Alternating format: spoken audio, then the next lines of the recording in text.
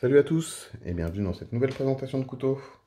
Aujourd'hui on va parler du Kiana de Florinox. Donc le Kiana, pour ceux qui ne connaissent pas, c'est un couteau 100% français qui s'est déjà fait une bonne petite réputation et qui est souvent comparé à l'Opinel au vu de son rapport qualité-prix imbattable. Pour ma part, ce qui m'a motivé à enfin m'en procurer un, c'est cette version Black Blade. En effet, si vous avez déjà regardé mes précédentes vidéos, vous savez que je préfère les couteaux qu'on peut ouvrir à une main. Et c'est enfin possible avec cette version-là, grâce à l'ouverture sur la lame. Alors, bon, forcément, on est quand même loin des fluidités de flipper ou de couteau automatique. Mais honnêtement, ça fait très bien le taf. Il suffit de caler son pouce, de pousser, et ça s'ouvre tout seul. Vous avez toujours le système de pompe pour déverrouiller la lame, qui marche très très bien. Pas besoin de mettre une grande force, comme on peut retrouver sur le Lierand par exemple, des fois où faut le faire pour que ce soit souple. Là, c'est souple tout de suite. Et honnêtement, n'importe qui peut le déverrouiller. Au niveau des caractéristiques techniques, on est sur une lame en acier X35 CR16N. Donc avec un traitement thermique pour une meilleure résistance à la corrosion. Et pour le côté Black Blade, on a un revêtement en téflon, qui permet d'ailleurs lui aussi une meilleure résistance à la corrosion. Mais au vu de l'acier utilisé, je pense que le but premier, c'est vraiment esthétique. Concernant le manche, on est sur du polyamide chargé en fibre de verre, ce qui fait qu'on se retrouve avec un manche vraiment très très léger et très solide.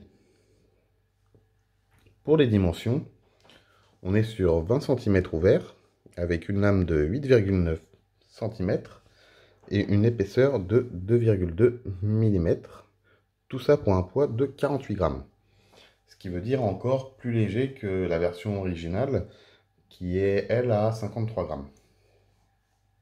Au niveau des tarifs, alors sur le modèle original, on est à 15 €. Là, pour le modèle Black Blade classique, donc le classique c'est entièrement noir, sans les gravures qui sont présentes ici, on est à 22 €. Avec les gravures comme celui-ci, on est à 29 €.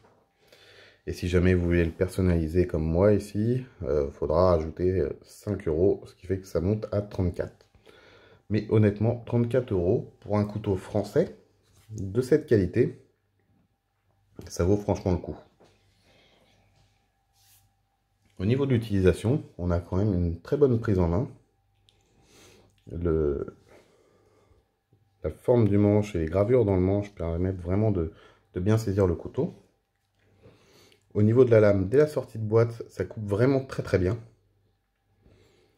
Pour la bouffe, honnêtement, c'est juste idéal. Ça permet de couper des rondelles de saucisson direct, vraiment très fines, et ça j'adore. Le petit reproche que je pourrais faire à la limite, c'est de la couleur de la pompe. C'est dommage qu'elle soit pas noire et que ça se fonde pas avec le reste du couteau. Ça jure un petit peu du coup avec tout le reste. Et je pense que c'est plus un problème technique. Peut-être que faudra voir comment, s'ils avaient rajouté une couche de téflon, ça aurait peut-être un peu grippé au niveau de l'utilisation de la pompe. Le petit truc sympa avec cette version, ça reste les gravures, qui vont d'ailleurs jusque sur la lame. Je ne sais pas si on arrivera à le voir ici. Ce qui fait que si vous coupez par exemple du papier ou quoi, vous allez sentir que ça accroche. Mais honnêtement, sur la bouffe, j'ai vu aucune différence. Alors après, à voir avec l'affûtage si ça s'en va ou si c'est vraiment assez profond pour que ça reste. J'en suis pas encore là. Le petit truc sympa avec cette version gravée, c'est également qu'ils sont numérotés.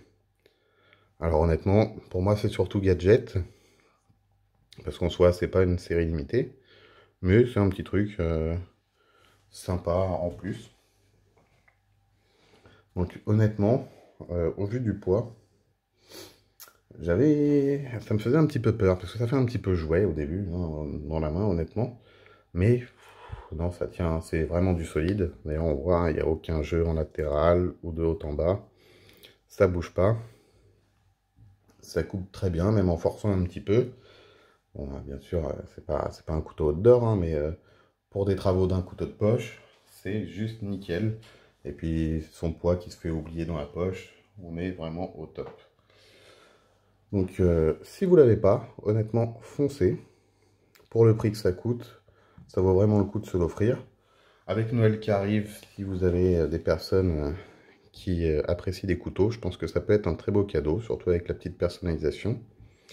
Et en plus, ça fait bosser une boîte française, et c'est vrai que par les temps qui courent, avec la crise sanitaire, c'est pas plus mal. Donc voilà pour ce petit couteau, on va s'arrêter là pour aujourd'hui. Je vous retrouve très très vite pour une nouvelle présentation. Il y a notamment un beau petit couteau de chez Opus Knife qui arrive bientôt. J'espère en tout cas, je l'attends avec impatience. Donc si vous voulez la voir, pensez à vous abonner. Si vous avez apprécié la vidéo, n'hésitez pas à mettre un petit pouce bleu, un petit commentaire, je réponds à tout le monde. Et puis on se revoit très vite. Ciao!